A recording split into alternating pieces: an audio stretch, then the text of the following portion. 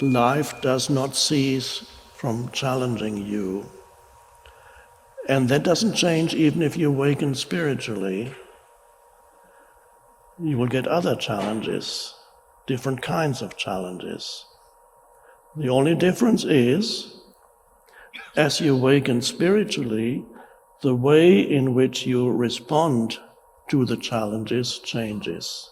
And that is all important. How you confront the challenges of life, how you react to or respond to the challenges of life determines how you experience your life. How you experience your life ultimately is not determined by what happens to you, because most people think that that's the case, but how you experience your life, or what you call your life, is ultimately not determined by what happens to you. It is determined by how you respond to what happens to you. And how you respond to what happens to you determines what happens in the so-called future, how you respond now. Some people, whenever they are challenged by life, they behave as if there was something very wrong with their life, that things are not supposed to go wrong or be challenging. This is not supposed to happen. And this works on both a small scale and large scale. And you might have met people, and perhaps you were one of those people in the past, people who are continuously complaining about things. They're continuously not in alignment, continuously out of alignment with whatever is going on around them, situations and people and places and events. Either something is there that shouldn't be there, something is happening right now that should not be happening, or something is not happening that should be happening, or I should be somewhere else, but I'm here, and that's a huge problem. I'm trying very hard to get there, but I'm here. Now, this sounds a little weird when I say it like this, but the sad fact is that many people live like that for most of their life. They are not aligned with what they are doing right now. Yes, they are doing it, but they are not fully in the doing, because they'd rather be somewhere else. They would rather be already at the end of this particular activity. And when you're very much in that mindset, that means your life is stressful continuously. Stressful means there's a mental projection of where you need to be or should be, but you're here. So you're engaged in this activity, but you have certain thoughts that tell you either you already want to be at the end of what you're doing, or although you are doing this, you really should also be doing that and that and that, but you're doing this. A dreadful way to live. Normal, by the way, it's called normal.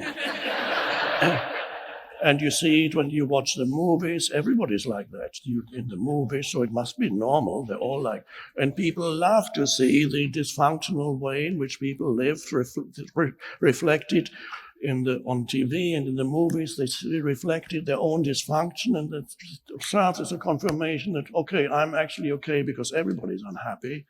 Everybody is living in this way, in this a state of almost continuous dissatisfaction, except for brief moments, sometimes to do with having a good meal, or sex. Could do it for a while. This doesn't last very long.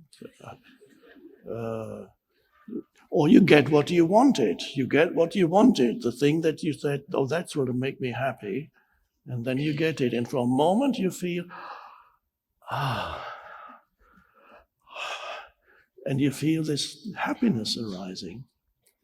And why do you think you feel this happiness? Because you got what you wanted. But if you look more deeply, you will realize that you do not really feel happy because you got what you wanted, You feel happy because for a very short time period, the mind structure that was always unhappy with the isness of things, there's something is missing here, I need that, I need to get rid of that, that mind structure subsides, and for a moment you don't want anything except what is here now. And that suddenly you feel more alive, you feel,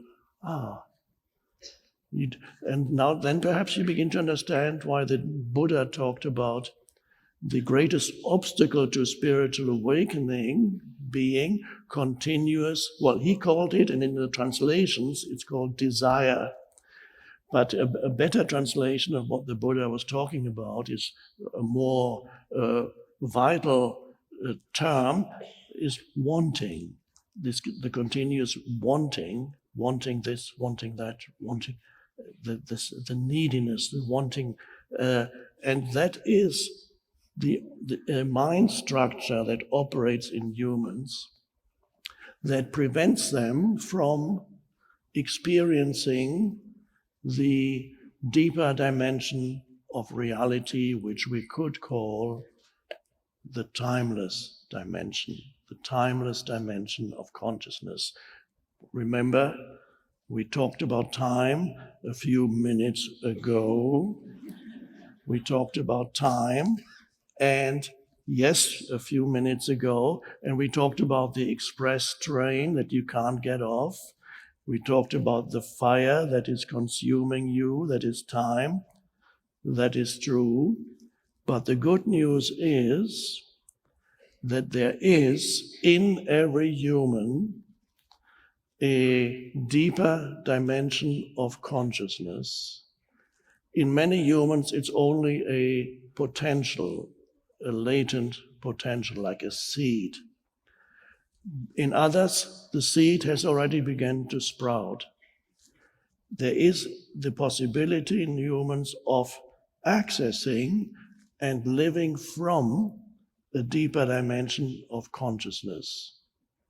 And accessing that deeper dimension of consciousness is what we could call spiritual awakening, where you realize that in addition to being a person, a personality, or a person who lives in this world of time, of past and future, in addition to being this person, there is more to you. There are other dimensions to who you are, or more specifically, there is a deeper dimension to who you are than the merely historical person.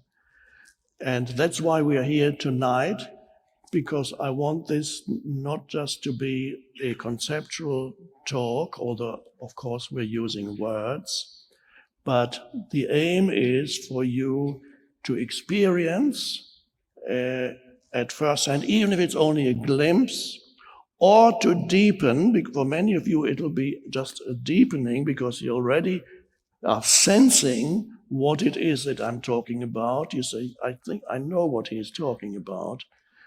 You're already sensing within yourself what it is that I'm talking about when I speak of a deeper dimension of who you are, a deeper sense of identity of who you are.